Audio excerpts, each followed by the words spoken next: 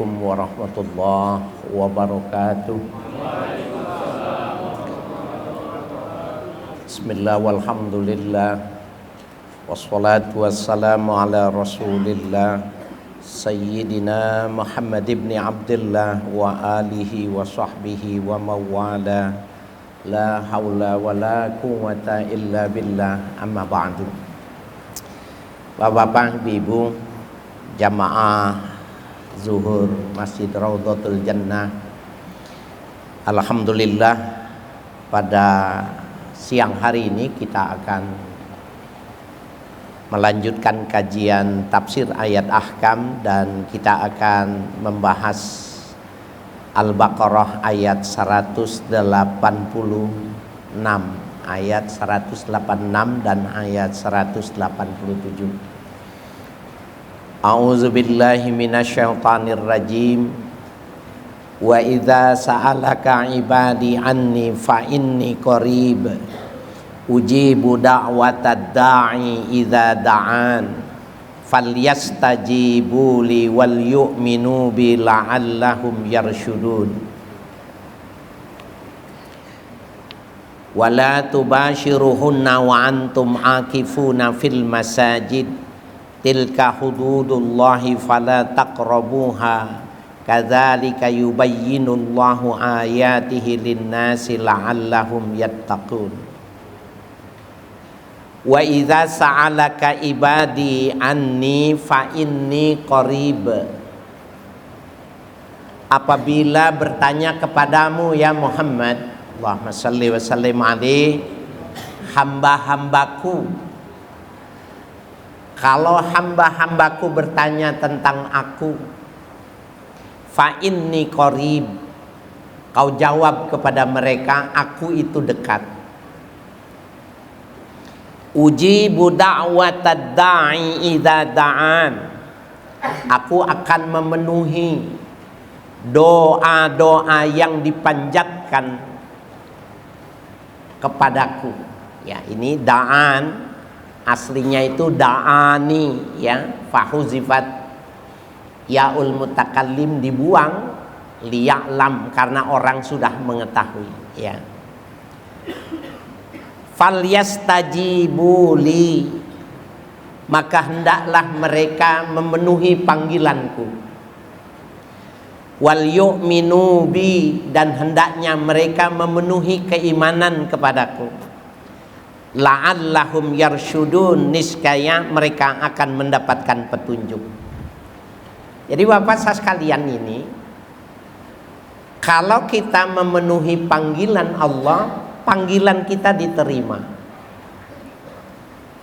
Jadi tidak terbalik, kita yang meminta kepada Allah tetapi panggilan. Jadi ketika doa itu artinya memanggil. Kalau panggilan kita ingin diterima oleh Allah, maka penuhi panggilannya. Udah pasti itu diterima, ya. Nah, ayat ini adalah jawaban atas pertanyaan sahabat-sahabat Nabi yang pemula, yang mengatakan aqaribu rabbuna fanunaji amba'idun fanunadi. Rasul, Tuhan kita itu apakah dekat sehingga kami cukup bermunajat. Bermunajat itu mendekat dengan suara lirih, atau Allah itu jauh sehingga kami harus berseru. Maka turunlah ayat ini. Kau bilang kepada yang bertanya bahwa aku ini dekat. Bapak sekalian, ibu yang kami hormati, ada pendapat Gus Dur yang bagus. Di antara 6 agama di Indonesia, yang paling dekat dengan Tuhan itu adalah orang Kristen. Karena dia memanggil Tuhan itu Bapa. Yang nomor 2 orang Hindu, karena memanggil Tuhan itu Om. Orang Indonesia memanggil Tuhannya pakai toa, berteriak-teriak. Saya pikir kalimat Gus Dur itu ada benarnya juga. Kenapa kita mesti berlebih-lebihan menggunakan loudspeaker ya, sound system itu? Bahwa sesungguhnya Allah mengatakan sudah menjawab dari pertanyaan itu. Kalau Allah itu dekat, aku bermunajat. Munajat itu mendekati Tuhan, kemudian berbisik di samping Tuhan, itu namanya munajat. Kalau dia jauh, maka aku akan menyerunya. Nah, Bapak sekalian yang berbahagia, ini betapa pentingnya kita mendekati Tuhan dengan caranya Tuhan. Jangan kita mendekati Allah tapi dengan cara kita. Oleh karena itu kenapa sulusul lailil akhir, sepertiga yang terakhir di malam itu, aqrabul abdi ilallah, sedekat-dekatnya hamba itu kalau di sepertiga malam yang terakhir. Karena nggak ada yang hidup, mereka itu semuanya tidur. Binatang tidur, istri dan anaknya tidur. Jadi betapa cara yang dikehendaki oleh Allah itu tidak keras, ya, tidak perlu keras, ya. Nah, Bapak sekalian yang berbahagia, ulama mengatakan wal jumhuru minal uqala ala anna du'a ahammu maqamatil ubudiyah wal adillatin naqliyah ala dzalika katsiratun. Bahwa menurut ulama-ulama yang cendekia bahwa doa itu adalah ahammu maqamatil ubudiyah, dimensi peribadatan yang terpenting, ya, dengan dalil-dalil yang dinukil dari ayat itu banyak sekali. Jadi kalau kita sholat kemudian kita tidak meminta kepada Allah itu, pada saat itu orang itu sedang menyombongkan dirinya, tidak memerlukan Tuhan. Ya, sehingga disebutnya dengan ahammu maqamatil ubudiyah. Doa itu adalah ritual ibadah yang paling penting. Ketika kita menyatakan, ya Allah berikanlah, ya Allah rezekikanlah, ya Allah penuhilah, ya Allah tutupilah. Sebagai sebuah tadarruk, ketika orang merendahkan diri, tidak berisik, tidak rame. Tetapi memang Bapak saya sekalian, biasanya kalau tradisi sudah terlalu lama, bertahun-tahun, orang susah meninggalkannya. Saya bukan orang departemen agama, saya bukan orang pemerintahan. Ketika Kementerian Agama membuat batasan sound system itu 100 desibel,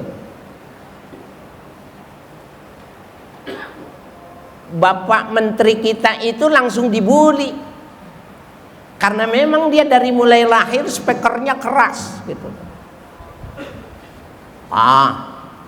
Menteri Agama yang tidak ngerti kondisi objektif umat, nggak ngerti budaya dan lain sebagainya. Padahal Bapak sekalian yang berbahagia, ternyata benar kalau memang sound system itu syiar, berapa kenaikan angka per bulan per tahun dari dengan adanya syiar speaker itu? Tidak ada, berarti speaker itu bukannya syiar. Tetapi sholat ketika istri kalian, istri kita tidak tahu, ketika anak kita tidak tahu, nangis satu tetes yang keluar dari mata kita itu lebih besar timbangannya tinggal 70 rakaat yang dilakukan oleh orang yang ahli ibadah. Nah, Bapak saya sekalian, kita nggak perlu menjual sound system yang udah kita beli, nggak perlu. Azan itu perlu juga, ya, azan, iqamat. Tetapi yang namanya sholat zuhur, sholat asar, kalau jamaahnya tidak banyak itu nggak perlu. Saya berharap ini nanti ya channel kita ini didengar juga. Ada masjid itu begini imamnya nih, sholat zuhur nih, Allahu Akbar, jamaahnya cuma 2, bukannya 2000. Sami Allahu liman hamidah. Jangan dong. Jangan. Oh, cuma berdua imamnya sama makmumnya. Son yang besar itu, berapa banyak orang-orang yang sedang sakit gigi, orang yang sedang pusing urusannya mumet, orang-orang non muslim yang sedang bekerja. Maka jangan hak mereka itu untuk kita kurangi dengan dalih kita sedang beribadah gitu. Jangan. Saya tidak ingin mengatakan bahwa yang dikatakan oleh aturan Kementerian Agama itu paling benar. Saya tidak ingin mengatakan itu. Kita berbicara secara keilmuan saja. Allah mengatakan, menjawab, ya Rasul, apakah dekat sehingga aku mesti berbisik dengan Tuhan, atau jauh sehingga aku mesti menggunakan suara yang keras? Allah mengatakan, iza sa'alaka ibadi anni fa inni qarib. Kau bilang aku dekat. Nah, Bapak Saudara sekalian, walaisal muradu bil qarib huna qarbul makan. Dekat di sini bukanlah dekat secara ya posisi, bukan tempatnya yang dekat. Kalau saya tanya siapa yang terdekat dengan saya, mungkin barangkali Ustadz ini yang dekat sama saya. Tapi kalau ditanya hati saya, siapa yang paling dekat dengan saya, bisa jadi anak saya yang sedang kuliah di luar. Itu maknanya dekat. Nah, oleh karena itu Bapak Saudara sekalian dikatakan walaisal muradu bil qarib huna qarbul makan. Dekat itu bukan dekat dalam pengertian dimensi ruang. Balil muradu al qurbu bil ilmi wa ma taqtadihi ijabatud du'a. Yang dimaksud dekat itu dari sisi pengetahuan itu bahwa kita memahaminya Allah itu dekat. Ya, dan doa untuk diterima itu dekat. Kenapa? Karena memang jenisnya tidak sama. Kita ini fisik, kita ini fisika, Allah itu metafisika.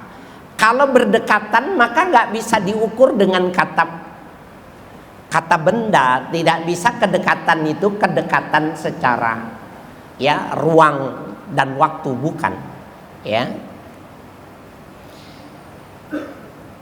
Sehingga Bapak Saudara sekalian, kalau ada orang tidak berdoa, maka sesungguhnya dia menyalahi perintah Tuhan. Di dalam surah yang lain, falaula idza ja'ahum ba'suna tadarrang. Mengapa tidak ketika datang musibah kepada mereka tidak tadarru? Tadarru itu maknanya yad'u ilallah. Waktu mereka kena musibah, punya masalah, urusannya belum selesai, masalah yang belum mendapatkan jalan keluar, kenapa nggak berdoa? Berarti penghalang kita itu sombong. Bapak Ibu sekalian, tidak berdoa sombong.